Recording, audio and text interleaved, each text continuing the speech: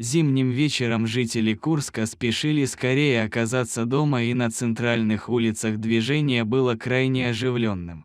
Машины ехали быстро, стараясь избежать вечерних пробок, пока один из водителей не заметил на разделительной полосе собаку, медленно идущую возле самых колес автомобилей. Мужчина остановил авто, перекрыв тем самым движение, и подошел к животному, пытаясь уговорить его уйти. Собака смотрела на мужчину грустными глазами, но с дороги не уходила. На дороге уже образовалась пробка, и водители недовольно сигналили, требуя проезда. Собака была короткошерстной, и было заметно, что она сильно замерзла. Неудивительно, ведь на улице было -15. На шее животного был старый ошейник, а от него тянулся кусок порванной веревки. Собака тряслась и выглядела не только грустной, но и очень растерянной. Кто-то из водителей наконец понял, почему движение встало, и пришел на помощь. Собаку аккуратно подняли и погрузили в машину к Эдуарду.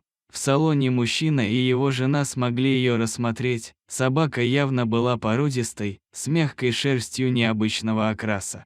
Одна половина лица была белой, и на ней над глазом красовалось темное пятно, похожее на бровь. Внимательнее оглядев свою неожиданную находку, пара поняла, что это питбуль. Собака тихо и аккуратно легла на сиденье и грустными глазами смотрела на людей, пытаясь угадать, что же они сделают дальше. Животное оказалось девочкой, возрастом около 2 лет.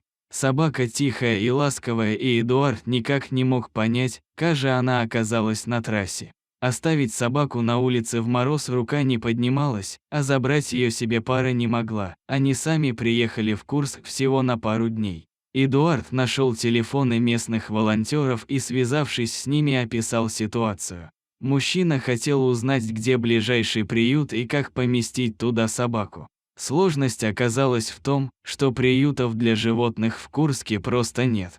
Обычно люди просто звонят волонтерам и сообщают, где они видели брошенных животных. Случаев, чтобы человек сразу спас собаку из сложной ситуации, а потом уже звонил и искал, как помочь, совсем немного. Как бы там ни было, а все уяры, так назвали собаку, сложилось хорошо. Она попала в загостиницу и уже 2-й месяц получает там должную заботу и внимание. Бывшего хозяина так и не нашли, но девочки уже активно ищут новую семью.